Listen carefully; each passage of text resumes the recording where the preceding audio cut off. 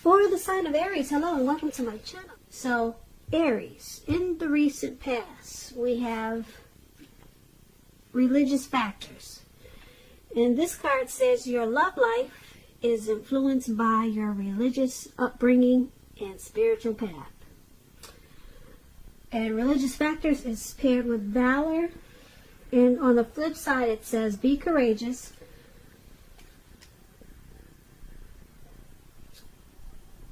The unmistakable touch of grace will follow us wherever we go.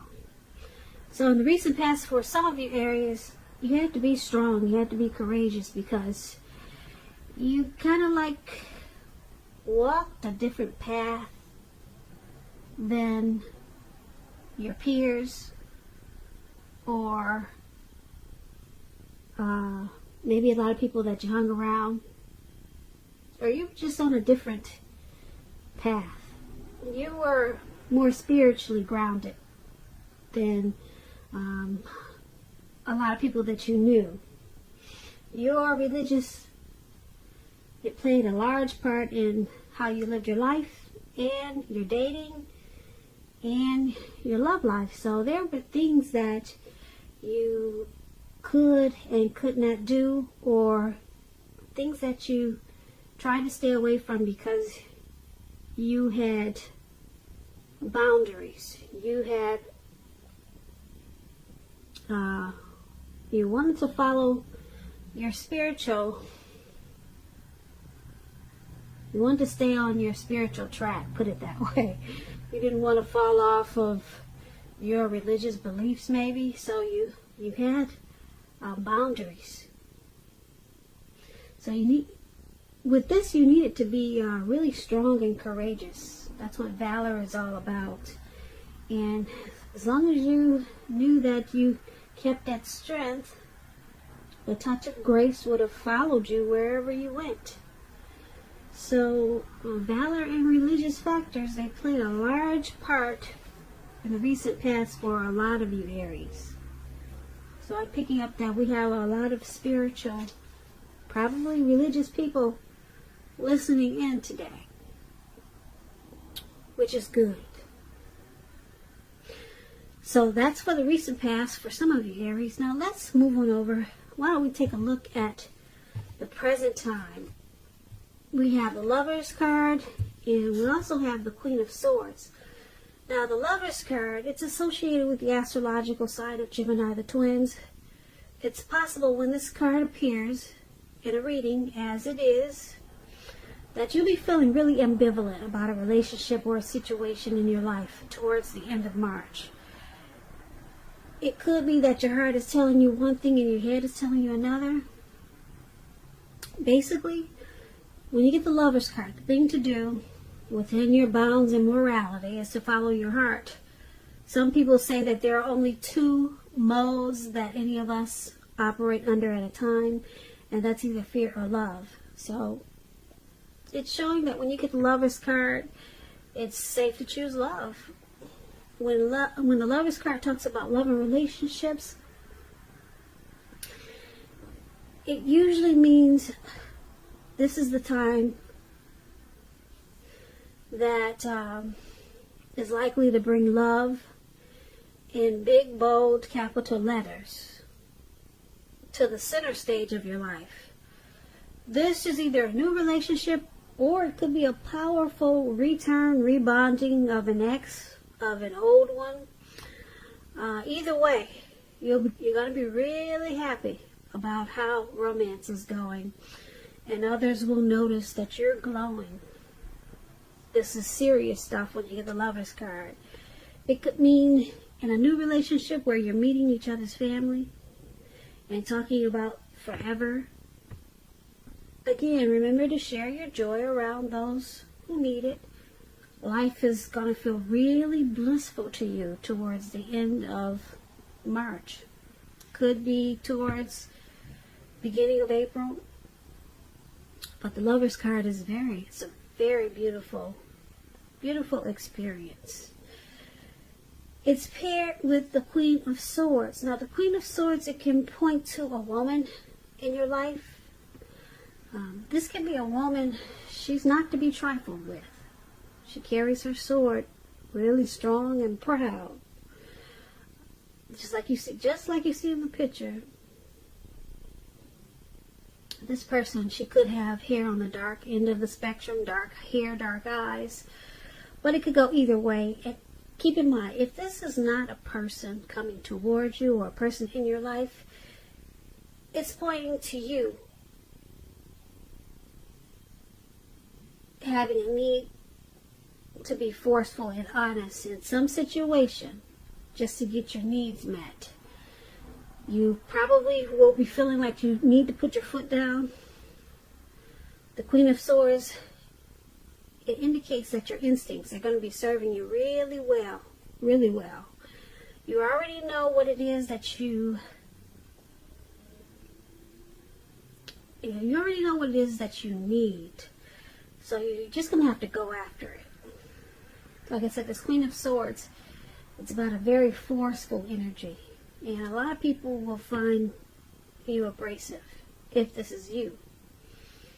Now, when the Queen of Swords talks about love and relationships, when it comes to love, the only caution is to beware of the impulse to be too forceful.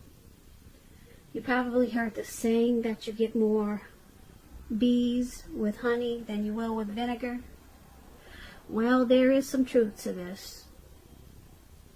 Also, you can look at the Queen of Swords as maybe a mother or a mother-like figure that wants to interfere in your relationship, whether she means to or not.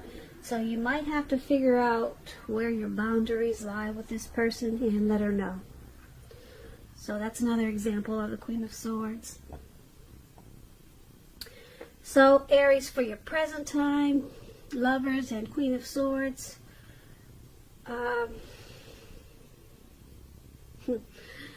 you got a great love that's coming up, or you're in a relationship and it's just going to start to feel really wonderful.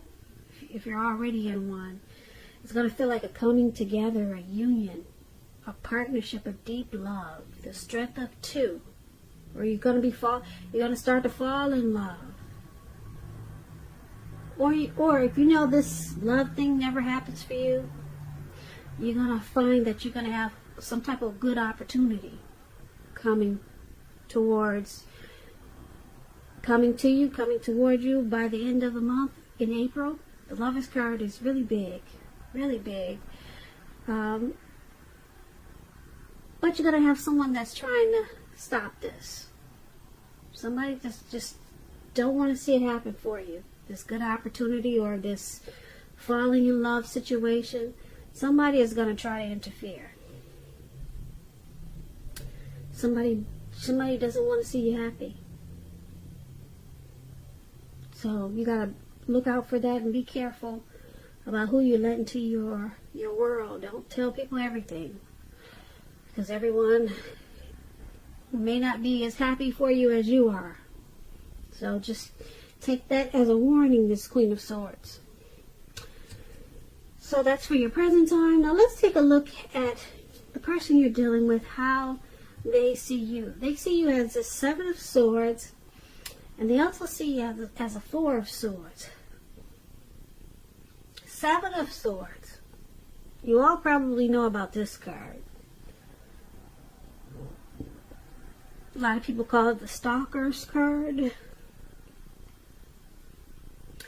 It can point to someone who's behaving with less than ethical intentions. It can mean prying into someone's life where you don't belong. If you sense that someone is spying on you, Aries, you're probably right. And if you're tempted to dig through someone else's life, unless it's that of your minor child who is giving you cause for concern, you might want to resist the impulse. Because we all know that everyone deserves privacy. When the Seven of Swords talks about love and relationships, if you're committed, it's a clear message that trust is crucial. And if you're feeling suspicious for some reason about your partner, you're going to have to make a point to talk. Talk about it even if it's difficult. Because if you think being passive-aggressive if you think passive-aggressive works, just know it doesn't. It's only going to make things worse. And if there's some single Aries out there listening, and you get the Seven of Swords, and you're looking for love or a relationship, you could meet someone towards the end of this month. And this person will be very interested. Very interesting. But you need to try to avoid appearing as though you're not interested in a relationship, because prospective suitors, they will move on to someone who's more engaging. So strive for balance. So this is how your person is seeing you, like the Seven of Swords. They see you as possibly using some type of strategy in this connection, being manipulative, maybe playing some type of game, playing games in this connection, possibly spying or stalking them. You wait until they go to bed at night and check their phones. Maybe they know you're doing this. Aries, is that you? Something sneaky, okay? That's how they see you. And they also see you as this Four of Swords. Now, the Four of Swords, when it comes to love and relationships, you're probably feeling disconnected. So just know that if you do start to feel this way, it's important to let your partner know what's going on inside. Just remember that your feelings, they're your own. So it's not necessarily their job to try to make you feel fabulous and great all the time. It may be that you simply need some time apart. So don't hesitate to take it. And if you're looking for love, now is probably not the time to push. You'd probably be better off getting very, very specific about exactly what you're looking for in a relationship. Because there will come a time when you will meet someone, and that time is probably not now. Not now with this Four of Swords. But there will come a day. So this is also how your person is seeing you, like this Four of Swords. They see that you need probably some type of rest and renewal after some type of struggle. Maybe you two had a fight, and now you feel like you want to withdraw. So maybe they found out you were using some type of manipulation, or they feel like there were too many games in this connection. They found out about it, or you found out about it, and someone needs some type of, someone wants to withdraw. It feels like they just need some type of break. But just remember, if they do withdraw or decide to, it's not permanent. Not with the Four of Swords, they're coming back. It's just like a retreat, just for renewal. And this is how they see you needing some type of rest after maybe a fight in this connection.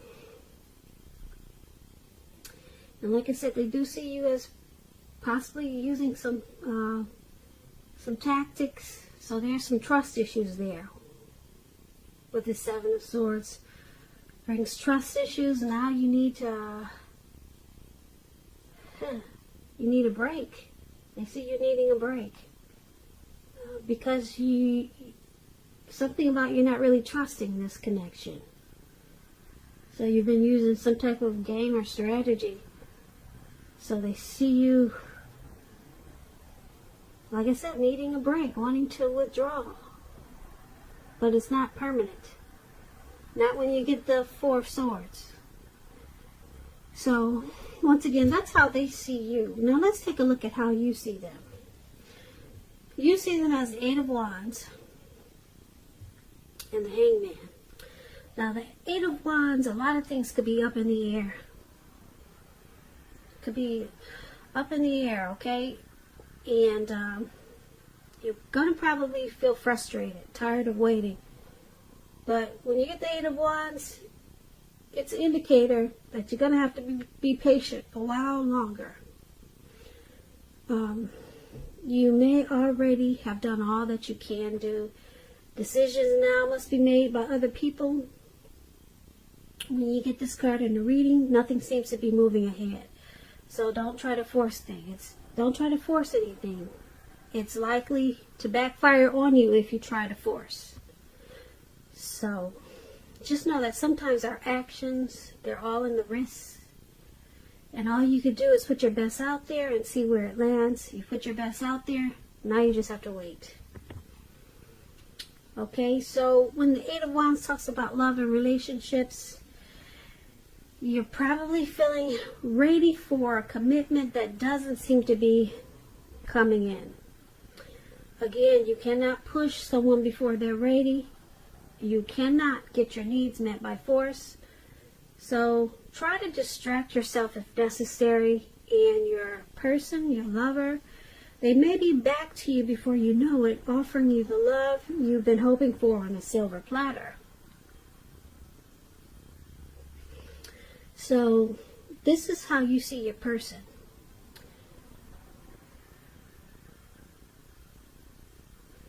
You see that they may have something that they want to say or do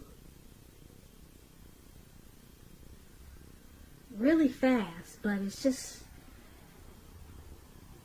just not happening yet. You see them wanting to probably communicate, talk to you about something. There's something that they want out of this connection, but it's not happening fast enough. So you see them as just waiting for something to happen, but it's just not coming in as fast as they would like for it to. So you see them as impatiently waiting. That's the word. There, you see them as impatiently waiting for something. I don't know, maybe waiting for you to pop the question, waiting for you to come around to something. Who knows what it is? You would know that. But they're being really impatient, and they're tired of waiting, and that's how you see them. Now, you also see them as a hangman. Now, the hangman is about letting go. For example, letting go of an unattainable lover. It brings about the possibility that someone that you can be with will be there for you. But that's only one example. You may need to let go of a particular kind of relationship as being the only way you can be happy. And if you're in a relationship and you get this hangman, that relationship could be at a crossroads. And if you think the relationship is fabulous, you're going to need to make sure to find out where your partner's head is. Because a crossroad, like I said, it's about the hangman is about being at a crossroads. Kind of like with two options, in or out, up or down, yes or no. You could find yourself wanting to do something, but having no idea what it is or how to do it. So you may need to let go of attempts to control life situations, things, people. So this is how you also see your person, at a crossroads, needing to let go maybe of a particular vision that they have stuck in their head of how something should be or how this relationship should be. Let go of something. Maybe they need to let that go so that they're not confused. You see them as confused and just waiting on something to happen, and they're tired of waiting. So they're stuck in their head and they're frustrated of waiting. So this confusion is causing them to feel like they need to let something go, or keep it, or go in or out, up or down, yes or no. They're confused. You see them as confused. and they're just tired of waiting on something dealing with this connection. Once again, that's how you see them, this Eight of Wands and the Hangman. And let's talk about why it's happening. It's happening due to the Four of Cups and King of Swords. Now, the Four of Cups is about wishful thinking. It warns us to remember to pay attention to what is now, count your blessings we each currently experience, and not to worry too much about what could be. Because it's really easy to overlook what we already have in pursuit of what we don't have. So make sure that you remember, Aries, to count your blessings. Don't spend too much time in self-pity or wishing your life away, because a lot of life has to do with where we put our focus. So put your focus on things and people in your life that you have to be thankful for. When this Four of Cups talks about love and relationships, you just basically need to look really hard at yourself as to whether you're being realistic when it comes to love. So just ask yourself a lot of questions, basically, with the Four of Cups about the connection. And this is one of the reasons why it's happening. You or your person is doing a lot of wishful thinking. Kind of like forgetting to count your blessings in this connection. Maybe forgetting the good things and just focusing on the bad things that are in this connection. That's what somebody is doing. So that's why we got someone that's stuck in their head down there. They're forgetting about the good things and just, yeah. And it could be that's why they're waiting to get stuck out of their head. But it's not happening fast enough. And they're forgetting to remember the good things that are in this relationship. Yeah, so that's one of the reasons why it's happening. And it's also happening because of this King of Swords. Now, the King of Swords can mean, it's about a strong, forceful, opinionated man who could be part of this scenario. If this man is your partner, it means that you probably have to accept him as he is, whether he's a male or female. You'll best deal with this type of person by drawing on your feminine aspects of your nature. Pull out your feminine side. But make sure you don't put up with being mistreated. Because when you get the King of Swords, this is a type that can be stereotypically manly and overstepping his bounds. Yeah, the King of Swords, they consider this card the narcissist card. They usually use their head over their heart. They're very forceful type of people. So, this is another reason why it's happening. You got someone in this connection that's not being grateful for maybe the little things that are so sweet in this connection. And then you got someone that's probably a bit arrogant, very forceful.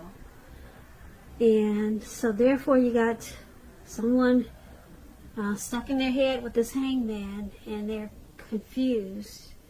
And they're probably waiting for things to change, but it's just not happening fast enough. That's why you got the Eight of Wands in the air.